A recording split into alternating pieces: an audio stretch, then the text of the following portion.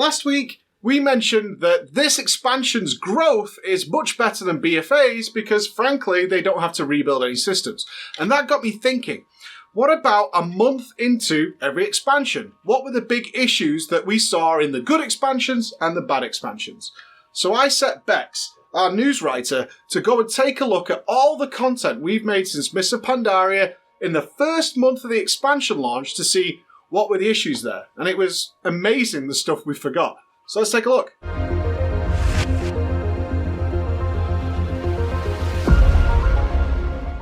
First of all, let's start in Mists of Pandaria.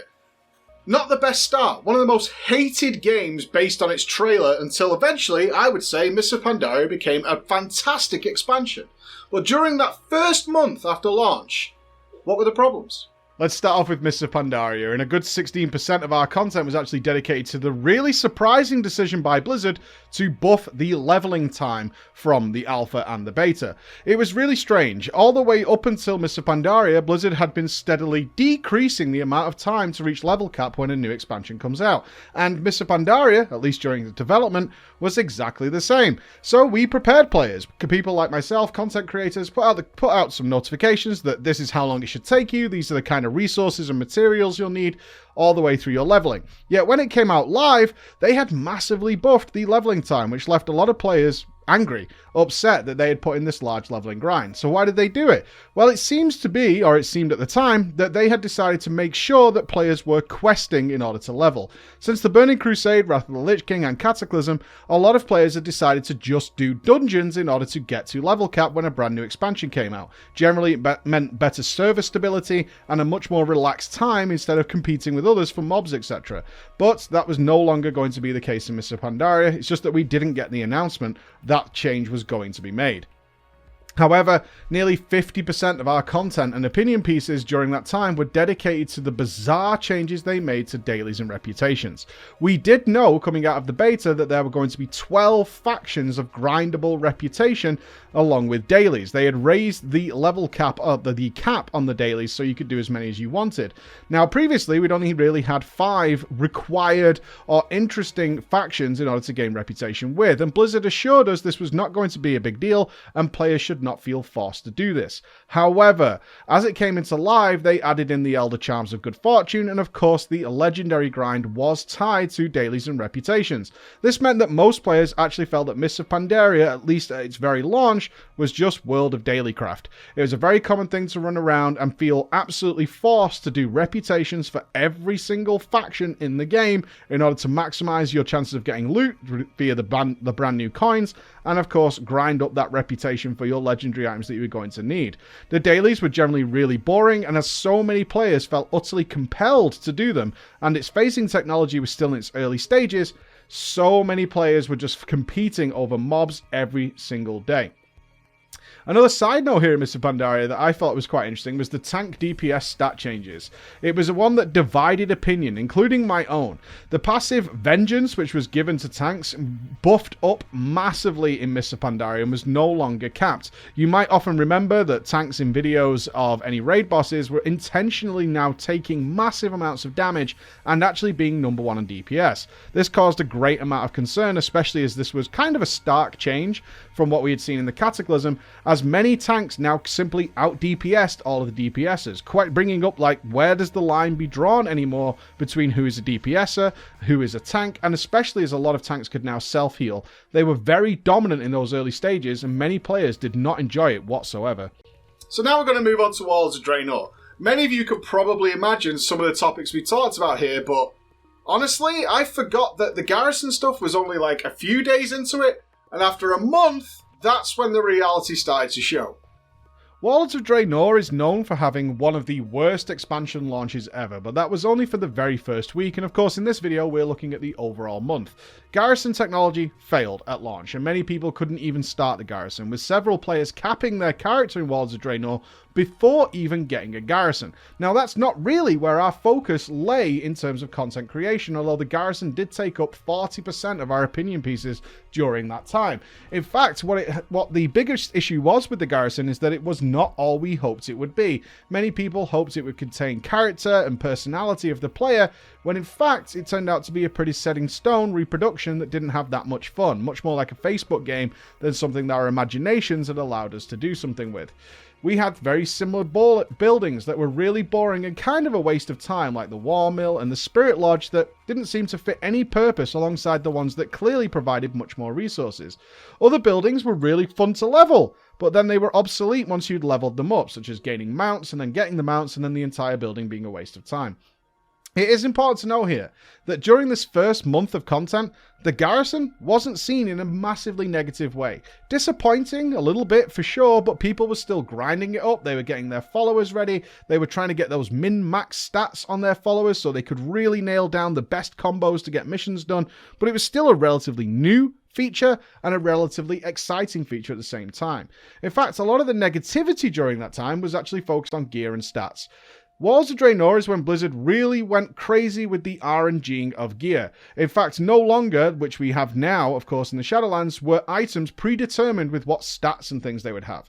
This was when reforging was removed. Gem slots were made completely random, and of course, stats were made random. You would have things in dungeons like Mail Chest. What stats that had on it? Entirely random, which meant a lot of people could run that dungeon over and over again, see the actual chest they wanted, but it would contain the wrong stats. Walls of Draenor was really the big moment that you had to start spreadsheeting your stats and simming and all those kinds of things. Now, I want to be clear, simming has existed since always, but this was the point when it started to spread to the regular player base. Before this, we really had the time of just focus on X stat or these two stats and you should be fine. In Walls of Draenor, when everything became randomized and the lines became very blurred, people couldn't really tell anymore which items were supposed to be good. It also meant that crafters were having a lot of fun in putting resources to re-roll items. This was an interesting thing that was added to the professions in Walls of Draenor, which actually saw a lot of use because people could no longer craft things they specifically wanted, something that has been addressed, of course, in the Shadowlands. The other big topic, obviously, was flying. I was on the wrong end of this, which was that I was in support of Blizzard reducing flying. Flying does create a lot of convenience and does disconnect a lot of players from other players. So Blizzard agreed with that and tried to remove flying in Walls of Draenor. And the sad truth is, as we know now, there was nothing in the open world of Walls of Draenor to actually promote not having flying. And the outcry was enormous. This is when it really started to kick off with people saying, we want flying, which of course Blizzard obviously relented in. And we'll look at that probably in our 9.1 or 9.2 videos. Ashran, things like that. The main concerns of these were that they were so far away with nothing to do in between. And items such as Aviana's Feather were actually becoming super popular from doing the tower quests in order to get around the map while avoiding all the obstacles Blizzard had intentionally put in their way. Well, after WoD comes Legion. And as we know, Legion is considered to be one of the best expansions Blizzard's ever made. But was it like that in that first month? Some of you might remember some of these weird things that kicked off. Legion is the most interesting one I think we can look at here in terms of content spread. And the others, we had things like Garrisons taking up 40% of our opinion pieces. But here, each of these four topics took up 25% each, roughly. And that was because there were so many new and interesting things happening in Legion, and in the first month, it was still finding its feet. The first one that took up a lot of people's time was the introduction of Mythic dungeons. We had challenge modes and things in the back, but Mythic Plus was now an extra step forward, and people were really unsure as to how to feel about this system. A lot of people got hung up straight away on being able to do that, and people also got hung up on the fact that some dungeons required reputation before you can even do them. Now, loot drops from keystones was spammable, which meant raid groups were getting people with lower level keystones into dungeon groups so they could use as many lower keystones as possible for their items, sometimes even paying people to join their dungeons so they could use their keystone. These raid groups found lower keystones around a +2 or so, very easy and quick to complete, and they generally just wouldn't go higher. This meant that people who had been carried through a dungeon by a raid group had their keystone jump up to a level that they couldn't even do, while this system found its feet in terms of how it was supposed to work going forward. The other big change, of course, was the order halls and artifacts. Let's start with the order halls first of all. Some people are pissed, some people are happy. The order halls were a really mixed bag of which ones were awesome, and I personally could say I'm still very, very sad that the order halls only got one expansion to really shine. You had people like the Rogues being a little pissed that they had been relegated to the sewers, while the Demon Hunters got an entire spaceship. The Shaman obviously got the Maelstrom to mess around in, and some people loved the idea that they were down in the sewers rather than Ravenholt Manor. They were seen as very different to garrisons, though, which was a good thing in most people's eyes. The artifacts were also seen as a good system, coming with interesting skins that you could farm, secret Easter egg skins, but the artifact power grind very quickly started to wear thin. The idea that it was constantly getting bigger and bigger and bigger, almost in an unmeasurable way, while still being able to be grinded and grinded and grinded, put people into a real treadmill of just constantly non-stop grinding. Let's hope they don't do anything like that in the future. Haha. However, people were kind of kicking into it. The only issue here was, of course, the Rogues. It was the Rogues during this time who had Blizzard Flip, which was their BIS artifact weapon, and therefore they got very, very, very angry. Of course, Legion's first month couldn't be going anywhere without the talk of legendaries, and legendaries are a sore point in Blizzard's eyes, or at least in my eyes towards Blizzard to this day. So Blizzard implemented the system that your first legendary should be very easy to get. Now, that meant they also delayed your second and third and fourth one, which was a secret hidden cap that Blizzard hadn't told the players about, that you could get 4 legendaries and that was it. You were going to be soft capped at that point. This meant that if your first legendary you got, which was supposed to be the quick one, was a wrong one, people felt very, very bad about this. They knew it was going to take a lot longer to get their second one, and some people even considered re-rolling if their first character got a wrong legendary. Some legendaries, of course, were massively better than other ones. It took quite a while before the balance kicked in, and widespread around the community, at least in the first month of Legion, was that a lot of legendaries were actually useless to you compared to other ones. They also contained a bug, which I'm sure many of you will remember, where some people just started getting their legendaries very, very quickly. What affected these characters, what caused this, we don't know, but those people just seem to have all their legendaries given to them very, very quickly. Blizzard didn't even acknowledge it was a problem until they eventually fixed it and said, yes, some people were getting a lot more legendary items than other people. I knew one of these people who in fact got a duplicate legendary which shouldn't have even been possible. Instead of swapping it to a legendary he didn't have, they simply just took it away from him after he gave a ticket to Blizzard. The RNG of legendaries also led to some weird behaviour where raid groups would spam low-level Mythic Plus, as we talked about before, just for chances of getting legendaries, and some more degenerate players spent days and days and days grinding out what they heard on the grapevine as being a more favourable Mythic Plus to, I believe it was Court of Stars, in order to get more legendaries, spending hours and hours and hours and hours a day just grinding the same dungeon over and over again, because seemingly that dungeon had a higher chance. Old wives' tale or truth? Hard to tell. The other big point here was the content in the dailies in the World Quest. After the disaster that was Warlords of Draenor, then it needed to change in Legion. And this is where we got the Flightmaster's Whistle, and Lord, do we miss it to this day. People were overwhelmingly happy with the Flightmaster's Whistle, as dailies have been reduced to being extraordinarily quick. One of the big pieces of content that we actually made about the Legion dailies was that it was longer to travel to them than to actually do them. You were spending the vast majority of your time just moving from World Quest to World Quest without actually doing anything when you got there. The amount of content we got, though, was seen as great. There was lots and lots of things to do that wasn't really required or wasn't really mandatory like we had seen in previous expansions, and this made people much, much happier. The stories were also received very well in the new zones, and of course our boy Runus becoming one of the fan favourites. And finally, BFA.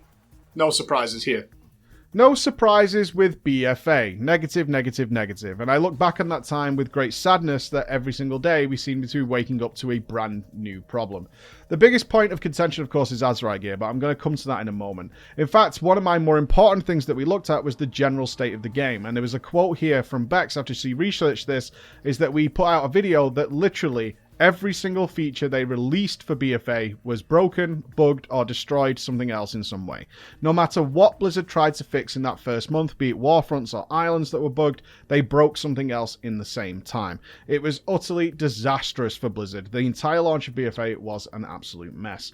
Now, we can move on to other things before we get to AZERITE gear and AP, and that is consumables. The flasks and feasts were ridiculously expensive to the point players began wondering, do we actually have to use Flasks and Feasts? You might recall they had some items like fish that can only be caught in certain amounts of time, and many guilds spent upwards of 13 to 15 million gold in the opening tier of BFA in order to actually raid, especially for the difficult bosses like Fetid Devourer that required a constant state of consumables in order to even tackle it.